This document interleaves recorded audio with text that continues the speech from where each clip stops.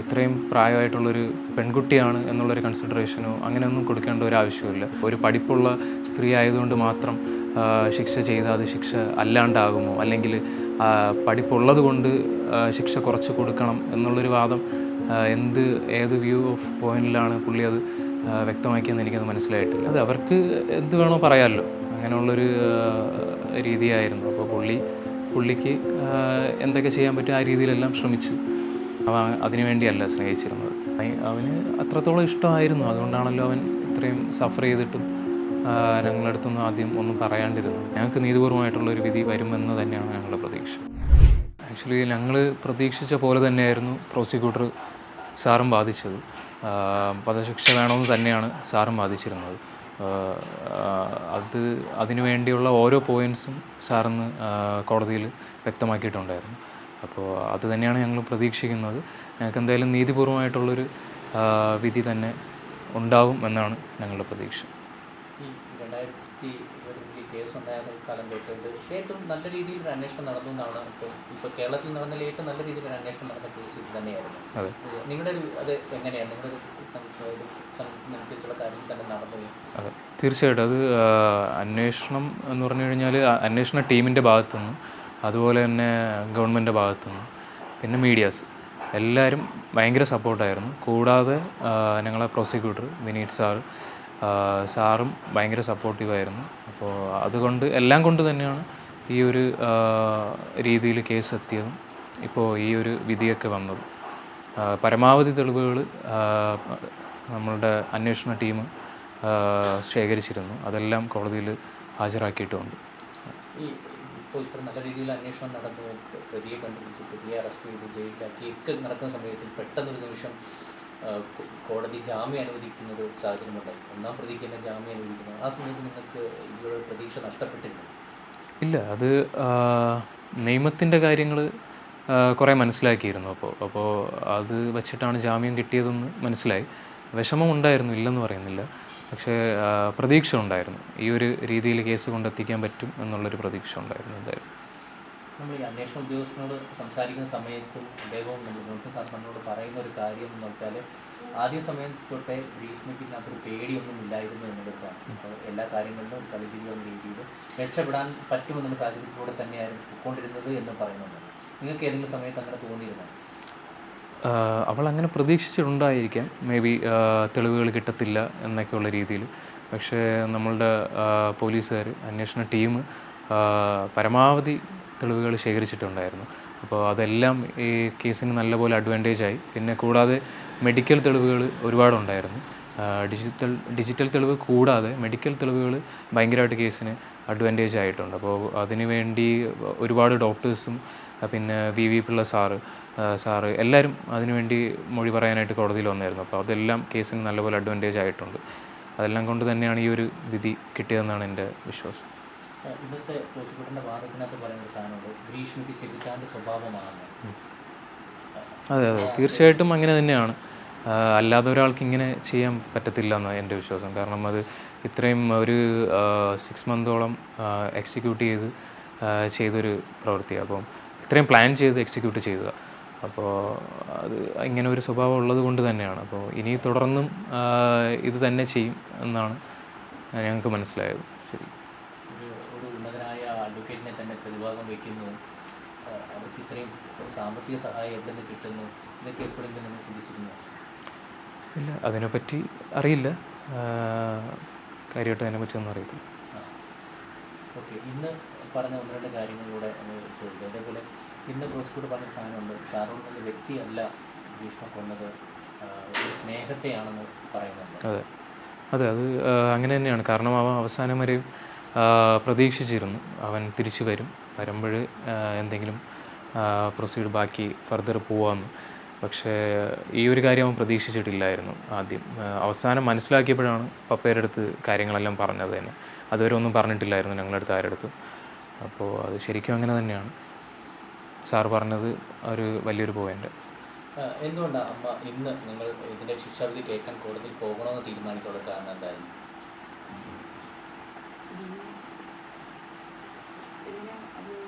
ശിക്ഷാവിധി എങ്ങനെ ആയിരിക്കും പോകണമെന്ന് തോന്നി കേൾക്കുന്നതിന് മുമ്പ്. ചേട്ടാ ഇപ്പം ഈ വധശിക്ഷയാണ് നമുക്ക് പരമാവധി കിട്ടുന്ന ഒരു ശിക്ഷ. ഇതിൽ താഴെ നിങ്ങൾ പ്രതീക്ഷിക്കുന്നത് അത് തന്നെയാണ്. ഈ ശിക്ഷ അതിൽ താഴെ എന്തെങ്കിലും വരുവാണെന്നുണ്ടെങ്കിൽ അപ്പീലുമായി പോവുക അങ്ങനെ എന്തെങ്കിലുമൊക്കെ? ഇല്ല, അങ്ങനെയൊന്നും ഇപ്പോൾ ചിന്തിച്ചിട്ടില്ല. ഞങ്ങൾ പ്രതീക്ഷിച്ച പോലൊരു വാദമായിരുന്നു ഇന്ന് പ്രോസിക്യൂട്ടറും അവിടെ നടത്തിയത്. അപ്പോൾ അതിനുവേണ്ടിയുള്ള സകല പോയിൻറ്റ്സും കൊടുത്തിട്ടുണ്ട് സാറ്. ബാക്കിയുള്ളതെല്ലാം ബഹുമാനപ്പെട്ട കോടതി തീരുമാനിക്കട്ടെ എന്നാണ്. അപ്പോൾ ഞങ്ങൾക്ക് നീതിപൂർവമായിട്ടുള്ളൊരു വിധി തന്നെ ഉണ്ടാകുമെന്നാണ് ഞങ്ങളുടെ ഒരു വിശ്വാസം. ബഹുമാനപ്പെട്ട കോടതിയിൽ വിശ്വാസമുണ്ട്, അത്രയും വിശ്വാസമുണ്ട്. ഈ പ്രായത്തിൻ്റെ ആനുകൂല്യം, അത് ജാമ്യം കൊടുത്തപ്പോഴും പ്രായത്തിൻ്റെ ആനുകൂല്യമായിരുന്നു അന്ന് പറഞ്ഞിട്ടുണ്ടല്ലോ. ഇനിയും ഈ ശിക്ഷയിൽ ഇളവ് കിട്ടാൻ ആ പ്രായത്തിൻ്റെ ആനുകൂല്യം ലഭിക്കില്ല? അങ്ങനെ എനിക്കറിയില്ല കോടതി എങ്ങനെയാണ് അത് തീരുമാനിക്കാമെന്ന്. പക്ഷെ പ്രായത്തെ കൺസിഡർ ചെയ്യേണ്ട ആവശ്യമുണ്ടോ എന്ന് എനിക്കറിയത്തില്ല. കാരണം ഒരു 18 വയസ്സ് കഴിയുമ്പോഴത്തേക്കും തന്നെ നമുക്ക് അവകാശങ്ങളെല്ലാം വരുവാണ്. അപ്പോൾ ഇത്രയും പ്രായമായിട്ടുള്ളൊരു പെൺകുട്ടിയാണ് എന്നുള്ളൊരു കൺസിഡറേഷനോ അങ്ങനെയൊന്നും കൊടുക്കേണ്ട ഒരു ആവശ്യമില്ല. പഠിക്കുന്ന അല്ലെങ്കിൽ ഇത്രയും പഠിപ്പുള്ളവളാണ് എന്നുള്ള കൺസിഡറേഷനൊന്നും കൊടുക്കേണ്ട ആവശ്യമുണ്ടോ എന്ന് എനിക്ക് ഒരിക്കലും തോന്നുന്നില്ല. അങ്ങനെ ഉള്ളവർക്ക് അതൊരു മോട്ടീവ് ആകും എന്നാണ് എൻ്റെ ഒരു വിശ്വാസം. കാരണം അങ്ങനെയുള്ളവർ ഇനിയും ഇതുപോലുള്ളൊരു കുറ്റം ചെയ്തു കഴിഞ്ഞാൽ ഇത്രയല്ലേ ശിക്ഷ കിട്ടത്തുള്ളൂ എന്നുള്ളൊരു മൈൻഡ് ബാക്കിയുള്ളവർക്കും വരില്ലേ എന്നാണ് എൻ്റെ ഒരു പേടി. അപ്പോൾ അതെല്ലാം കണ്ടിട്ട് തന്നെ ആയിരിക്കും കോടതി തീരുമാനിക്കുക. അന്തിമം ബഹുമാനപ്പെട്ട കോടതിയാണ്. അതിൽ ഞങ്ങൾ കാത്തിരിക്കുകയാണ്. ഈ ശിക്ഷാവിധി വരുന്നതിന് മുമ്പ് തന്നെ ഗ്രീഷ്മ ഇന്ന് കോടതിയിൽ നേരിട്ട് ജഡ്ജിയോട് സംസാരിക്കണമെന്ന് ആവശ്യപ്പെടുന്നു. പിന്നെ വിദ്യാഭ്യാസത്തിൻ്റെ സർട്ടിഫിക്കറ്റുകളെല്ലാം ഹാജരാക്കുന്നു. അതിൻ്റെ അടിസ്ഥാനത്തിൽ പിന്നെ വാദം തുടരുന്നു. എന്താണ് ഇവർ ഉദ്ദേശിക്കുന്നതെന്ന് തോന്നുന്നു? അറിയില്ല. ഇപ്പോൾ അങ്ങനെ എന്താണ് ഉദ്ദേശിക്കണമെന്ന് എനിക്ക് മനസ്സിലായില്ല ശരിക്കും അവരുടെ വക്കീലും. ഇപ്പോൾ ഒരു പഠിപ്പുള്ള സ്ത്രീ ആയതുകൊണ്ട് മാത്രം ശിക്ഷ ചെയ്താൽ അത് ശിക്ഷ അല്ലാണ്ടാകുമോ, അല്ലെങ്കിൽ പഠിപ്പുള്ളത് കൊണ്ട് ശിക്ഷ കുറച്ച് കൊടുക്കണം എന്നുള്ളൊരു വാദം ഏത് വ്യൂ ഓഫ് പോയിന്റിലാണ് പുള്ളി അത് വ്യക്തമാക്കിയെന്ന് എനിക്കത് മനസ്സിലായിട്ടില്ല. കാരണം അങ്ങനെയാണെങ്കിൽ നമുക്ക് ഇനിയും ഒരു കുറ്റകൃത്യം ഒരു പഠിപ്പുള്ള ഒരാളിനെ വെച്ചിട്ട് നമുക്ക് ക്രിയേറ്റ് ചെയ്യാമല്ലോ. ഒരു നല്ലപോലെ പഠിക്കുന്ന ഒരാളാണ്, പ്രായം കുറച്ച് കുറഞ്ഞ ഒരു പെൺകുട്ടീനെ വെച്ചിട്ട് നമുക്ക് കുറ്റം ക്രിയേറ്റ് ചെയ്ത് കഴിഞ്ഞാൽ ഇതുപോലെ ശിക്ഷയിൽ വലിയൊരു കുറവ് കിട്ടും എന്നൊക്കെ ഉള്ളൊരു വിശ്വാസം ബാക്കിയുള്ളവർക്കും അത് പ്രചോദനമാവാൻ ചാൻസ് ഉണ്ട്. അപ്പോൾ അതൊക്കെ കണ്ടിട്ട് കോടതി നല്ലൊരു തീരുമാനം എടുക്കുമെന്ന് തന്നെയാണ് എൻ്റെ ഒരു വിശ്വാസം. ബാക്കിയെല്ലാം കോടതിൻ്റെ വിധിക്ക് വേണ്ടി കാത്തിരിക്കാം. ഇപ്പോൾ പറഞ്ഞ കുറേ സാധനമുണ്ട്. ഇപ്പോൾ സെർച്ച് ഹിസ്റ്ററിയിലൊക്കെ പറഞ്ഞത് ആത്മഹത്യക്ക് ട്രൈ ചെയ്യാൻ വേണ്ടി ഗ്രീഷ്മയ്ക്ക് സ്വയം ആത്മഹത്യ ചെയ്യാൻ വേണ്ടിയാണ് സെർച്ച് ചെയ്തതെന്നൊക്കെയാണ് പറയപ്പെടുന്നത്. അതിൻ്റെ കാരണം ഷാരൂണിൻ്റെ ഭാഗത്ത് നിന്ന് ത്രെറ്റനിങ് ഉണ്ടെന്നൊക്കെ പറഞ്ഞ് അതിപ്പം നമ്മൾ കേസിൻ്റെ നാൾവഴികളിലെല്ലാം നമ്മൾ കേട്ടിരുന്ന സാധനങ്ങളാണ്. ഇന്നത് വീണ്ടും ആവർത്തിക്കുകയും ചെയ്തു. അത് അവർക്ക് എന്ത് വേണോ പറയാമല്ലോ, അങ്ങനെയുള്ളൊരു രീതിയായിരുന്നു. അപ്പോൾ പുള്ളിക്ക് എന്തൊക്കെ ചെയ്യാൻ പറ്റും ആ രീതിയിലെല്ലാം ശ്രമിച്ചു. അത്രേ എനിക്ക് മനസ്സിലായുള്ളൂ. അല്ലാതെ അങ്ങനെ ഒരു സംഭവം ഉണ്ടായിട്ടുമില്ല, അത് അങ്ങനെ അവൻ ചെയ്യത്തുമില്ല. അതിൽ 100% ഉറപ്പാണ്. കാരണം അവൻ അതിനു വേണ്ടിയല്ല സ്നേഹിച്ചിരുന്നത്. അതെനിക്ക് 100% ഉറപ്പാണ്. ഇത് പറഞ്ഞതിനകത്ത് പറയുന്നുണ്ട്, മരണമൊഴി കൊടുക്കുന്നതിൽ പോലും ഗ്രീഷ്മയുടെ പേര് പറയാൻ അത്രമാത്രം സ്നേഹമായിരുന്നു. ആ സ്നേഹത്തെയാണ് നീ കൊന്നതെന്നും പറയുന്നു. അതെ, തീർച്ചയായിട്ടും അങ്ങനെ തന്നെയായിരുന്നു. അവൻ അപ്പോഴും പ്രതീക്ഷിച്ചില്ല, അവനിങ്ങനെ സംഭവിക്കുമെന്ന് ഒരിക്കലും പ്രതീക്ഷിച്ചില്ല. അതുകൊണ്ടാണ് ആ സമയത്ത് മരണമൊഴിയിൽ മജിസ്ട്രേറ്റ് വന്ന് എടുത്തപ്പോഴത്തേക്കും വിഷം കൊടുത്തോ എന്നുള്ള ചോദ്യത്തിന് അവനില്ല എന്ന് പറഞ്ഞത്, അറിയത്തില്ല എന്നുള്ള രീതിയിൽ പറഞ്ഞത്. അപ്പോഴും അവൻ പറഞ്ഞിട്ടില്ലായിരുന്നു. അവിടെ പോയി കഷായം കുടിച്ച കാര്യം പറഞ്ഞു, പക്ഷെ ബാക്കിയുള്ള കാര്യങ്ങളൊന്നും പറഞ്ഞിട്ടില്ല. പിന്നെ അവസാനം അവന് ഉറപ്പായപ്പോഴാണ് പപ്പയെടുത്ത് എല്ലാ കാര്യവും അവൻ അന്ന് രാവിലെ പറഞ്ഞത്. നിങ്ങൾക്ക് ആ സമയങ്ങളിലൊക്കെ അറിയാവുന്ന കാര്യം തന്നെ, ഗ്രീഷ്മ അത്രയേറെ ഇഷ്ടപ്പെട്ടിരുന്നോ? എങ്ങനെയായിരുന്നു അവസാന നിമിഷങ്ങൾ? അവന് അത്രത്തോളം ഇഷ്ടമായിരുന്നു. അതുകൊണ്ടാണല്ലോ അവൻ ഇത്രയും സഫർ ചെയ്തിട്ടും ഞങ്ങളടുത്തൊന്നും ആദ്യം ഒന്നും പറയാണ്ടിരുന്നത്.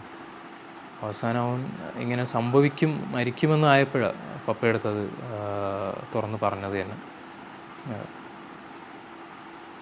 നിങ്ങൾക്ക് അന്ന് തന്നെ ഉറപ്പായിരുന്നു ഗ്രീഷ്മയാണ് ഇത് ചെയ്തത് എന്നുള്ളത്? അവിടെ നിന്ന് വന്നതിന് ശേഷമാണ് അവന് വയറിളക്കവും ഛർദിയൊക്കെ ഉണ്ടായത്. അപ്പോൾ വേറൊരു കാരണവും അവിടെ വന്നില്ല. അവൻ വന്നപ്പോൾ തന്നെ ഞങ്ങളടുത്ത് പറഞ്ഞു ഗ്രീഷ്മ കൊടുത്ത ഫ്രൂട്ടി കുടിച്ചതിന് ശേഷമാണ് ഇങ്ങനെ സംഭവിച്ചതെന്ന്. പിന്നെ അതിൽ വെച്ച് തന്നെ ഡൗട്ട് ഉണ്ടായിരുന്നു. പക്ഷെ ഇത്രത്തോളം ഒരു സിവിയാരിറ്റി ഉണ്ടാകും അല്ലെങ്കിൽ ഇങ്ങനെ സംഭവിക്കുമെന്ന് ഞങ്ങൾ ഒരിക്കലും പ്രതീക്ഷിച്ചില്ല. പിന്നെ ബാക്കിയുള്ള ഹോസ്പിറ്റലിൽ കൊണ്ടുപോയതിന് ശേഷം ഇൻറ്റേർണൽ ബ്ലീഡിങ്ങും കാര്യങ്ങളൊക്കെ ഉണ്ടായി. പിന്നെ ഡോക്ടറും പറഞ്ഞു വിഷം ഉള്ളിൽ പോയിട്ടുണ്ട് എന്ന് പറഞ്ഞപ്പോഴത്തേക്കും ഞങ്ങൾക്ക് ഉറപ്പായിരുന്നു ഇവൾ കൊടുത്തതാണെന്ന് ഉറപ്പായിരുന്നു. പിന്നെ അതിന് അതുമായിട്ട് തുടർന്ന് ഞാനും സജിനും അല്ലെങ്കിൽ പപ്പയും എല്ലാവരും അവളെ ഒരുപാട് പ്രാവശ്യം വിളിക്കുകയും വാട്സപ്പിലൊക്കെ ബന്ധപ്പെട്ടിട്ടുണ്ടായിരുന്നു. പക്ഷേ ഒന്നും പറഞ്ഞില്ല എന്ന് മാത്രമല്ല, പല മിസ്ലീഡിങ് ഒക്കെ ആയിരുന്നു പുള്ളിക്കാരി ചെയ്തുകൊണ്ടിരുന്നത്.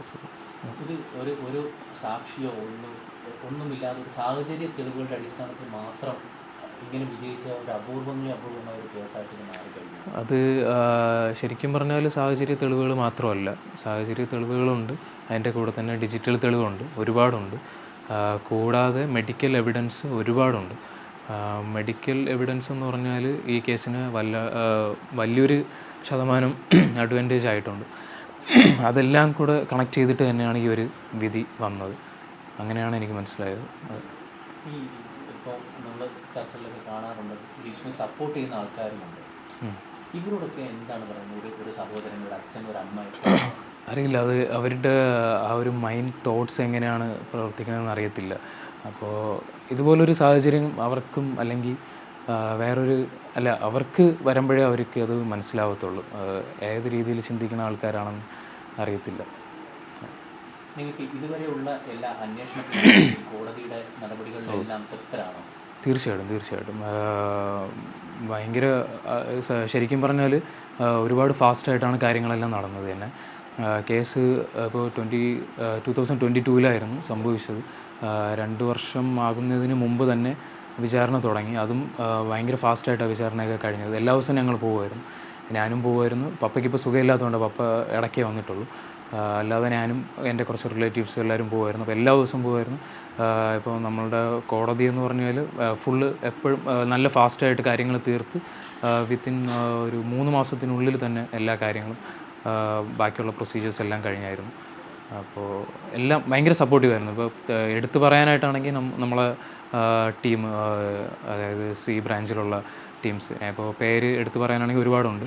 അപ്പോൾ സാറുമാർക്ക് എല്ലാവർക്കും ഭയങ്കര വലിയൊരു നന്ദിയുണ്ട്. പിന്നെ ഞങ്ങളുടെ ഏറ്റവും ഇമ്പോർട്ടൻ്റ് ആയിട്ട് പറയാനുള്ളത് ഞങ്ങളെ സാറാണ്, prosecutor Vineeth Kumar sir. Sir അത്രയും ഞങ്ങളെ ഹെൽപ്പ് ചെയ്തിട്ടുമുണ്ട്. സാറ് അത്രയും ഡെഡിക്കേറ്റഡ് ആയിട്ടാണ് ഈ കേസിൽ നിന്ന്. അതെ, പിന്നെ ഗവൺമെൻറ് ഭാഗത്തുനിന്ന് ഞങ്ങൾക്ക് ഒരുപാട് സപ്പോർട്ട് കിട്ടിയിട്ടുണ്ട്.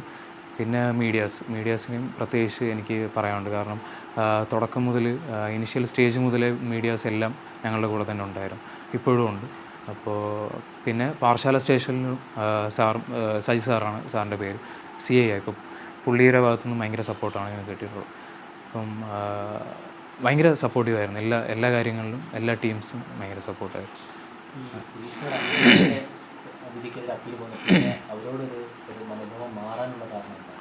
ഇല്ല, ശരിക്കും പറഞ്ഞാൽ അത് ഞാൻ ഒരു ചാനലിനും ഒരാളുടെ അടുത്ത് ഞാൻ അങ്ങനെ പറഞ്ഞിട്ടില്ല. അത് എനിക്ക് തോന്നുന്നു അന്ന് ആ വാദം അവിടെ വിധി വരുന്ന സമയത്ത് വീട്ടിൽ പപ്പയും അമ്മയും ഒറ്റയ്ക്കായിരുന്നു. അപ്പോഴാണ് പപ്പയാണെന്ന് തോന്നുന്നു അത് പറഞ്ഞത്. പപ്പ പെട്ടെന്നുള്ള ആ ഒരു വിഷമത്തിൻ്റെ രീതിയിലോ അല്ലെങ്കിൽ പെട്ടെന്നുള്ള ഒരു ഇതിൽ പപ്പ പറഞ്ഞതായിരിക്കും. പക്ഷേ ഞങ്ങൾക്ക് അങ്ങനെ ഒരു തീരുമാനം ഞങ്ങൾ എടുത്തിട്ടുമില്ല, അങ്ങനെ ഒന്നും ഉണ്ടായിട്ടില്ല. കാരണം ഞങ്ങൾക്ക് വേണ്ടിയിരുന്നത് ഗ്രീഷ്മേനെ തന്നെയായിരുന്നു. പിന്നെ കൂടെ ആരൊക്കെ ഉണ്ടായിരുന്നു അവരെല്ലാം കുടുങ്ങണമെന്ന് തന്നെയായിരുന്നു. പക്ഷേ തെളിവുകൾ ഓൾറെഡി ശേഖരിച്ചപ്പോഴത്തേക്കും തന്നെ ഞങ്ങൾക്ക് വ്യക്തമായിരുന്നു അമ്മയ്ക്ക് കൊലപാതകത്തിൽ പങ്കില്ല എന്നുള്ളൊരു കാര്യം വ്യക്തമായിരുന്നു.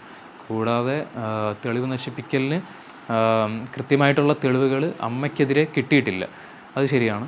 അതുകൊണ്ട് തന്നെയാണ് കോടതി തെളിവുകളുടെ അടിസ്ഥാനത്തിലാണ് ഈ ഒരു തീരുമാനം എടുത്തത്, ഈ ഒരു വിധി വന്നത്. അപ്പോൾ അത് തികച്ചും ഞങ്ങൾ അംഗീകരിക്കുകയാണ്. ഞങ്ങൾ ആക്ച്വലി പൂർണ്ണമായിട്ടും തൃപ്തരാണ് കോടതി വിധിയിൽ. അതുപോലെ തന്നെ ശിക്ഷേൻ്റെ ഭാഗത്തും ഇനി ഞങ്ങൾ പ്രതീക്ഷിച്ചതുപോലെ തന്നെ ഒരു ശിക്ഷ, ഞങ്ങൾക്ക് നീതിപൂർവമായിട്ടുള്ളൊരു വിധി വരുമെന്ന് തന്നെയാണ് ഞങ്ങളുടെ പ്രതീക്ഷ. തീർച്ചയായിട്ടും ഞങ്ങൾ പ്രതീക്ഷിച്ചത് ആഗ്രഹിച്ചതും വധശിക്ഷയായിരുന്നു. അത് തന്നെയായിരുന്നു ഇന്ന് പ്രോസിക്യൂട്ടർ സാറും അവിടെ വാദിച്ചതും. ഞങ്ങളുടെ പ്രതീക്ഷ പോലെ തന്നെയായിരുന്നു സാറും അവിടെ വാദിച്ചത്. അപ്പോൾ അതിൽ ഭയങ്കര ഒരു സന്തോഷം തോന്നി. കൂടാതെ സാറ് എല്ലാ പോയിൻറ്സും വധശിക്ഷയ്ക്ക് വേണ്ടിയുള്ള പോയിൻറ്സ് എല്ലാം അവിടെ വ്യക്തമാക്കിയിട്ടുണ്ട്. ബാക്കിയുള്ള കാര്യങ്ങൾ കോടതി തീരുമാനിക്കും.